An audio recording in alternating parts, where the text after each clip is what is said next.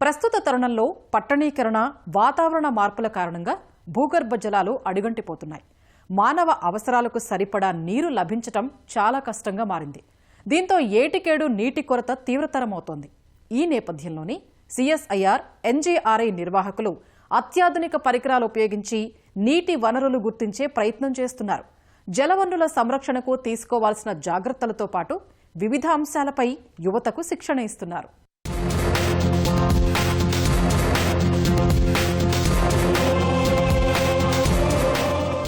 నిత్య జీవితంలో నీటికి ఉన్న ప్రాధాన్యం ఎక్కువ.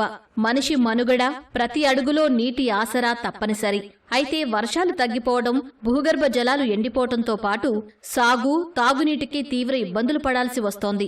ఈ నేపథ్యంలో భూమిని తవ్వకుండానే శాస్త్రీయ పద్ధతుల్లో జలాలు గుర్తించడం, నీటి వనరులను సంరక్షించడంతో పాటు నిల్వ చేసుకోవడం వంటి అంశాలపై సిఎస్ఐఆర్, ఎన్జీఆర్ఐ ఆధ్వర్యంలో విద్యార్థులకు శిక్షణ ఇచ్చారు.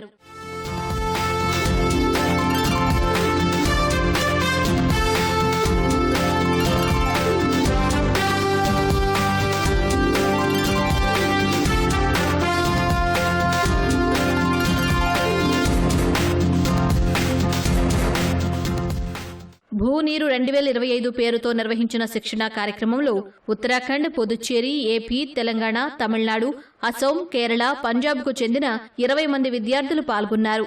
థియరీతో పాటు భువనగిరి జిల్లా మందోళ్లగూడెంలోని జియో హైడ్రోలాజికల్ పార్క్లో 30 బావుల ద్వారా నీటిని నిల్వ చేయడం, భూగర్భంలో నీటి మట్టాల హెచ్చుతగ్గులను ఎలా గుర్తించాలనే అంశాలపై తర్ఫీదు పొందారు విద్యార్థులు.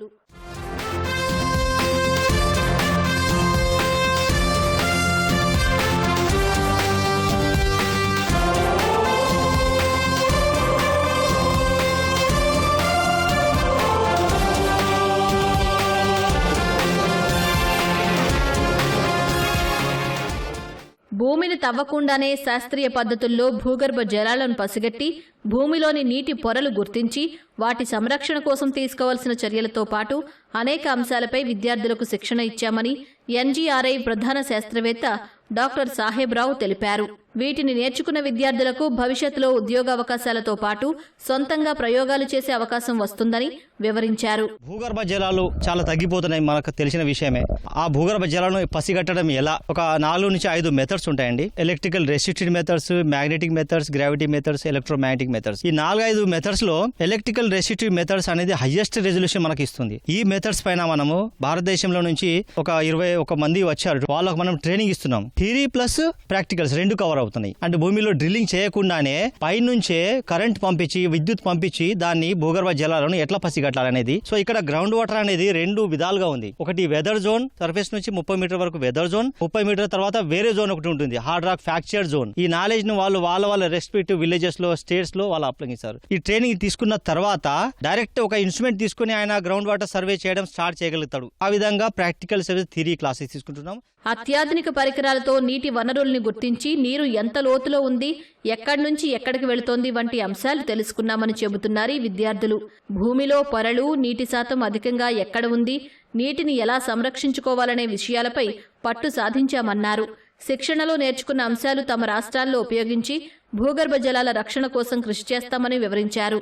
इंडिया में जहां वाटर की अवेलेबिलिटी बहुत कम है, लोगों को बहुत दिक्कत होती है, इसके लिए जो टेक्नोलॉजीज अभी अवेलेबल हैं उसका यूज करके ग्राउंड वाटर की अवेलेबिलिटी कराई जाए. Through out the year they can use the water drinking and irrigation. तो इस चीज को हम लोग और फर्दर कैसे यूज कर सकते हैं टेक्नोलॉजीज को, उसका हमने यहाँ पर देखा है कि कैसे इसको कर सकते हैं. एक्सपेरिमेंटल साइट विजिट किया है, तो यहाँ पे हमें एक फील्ड व्यू, अच्छा व्यू मिला है. After my masters this thing will help me to build my career. Further I can contribute to the humanity for the people of my country, as water is an essential source for our living.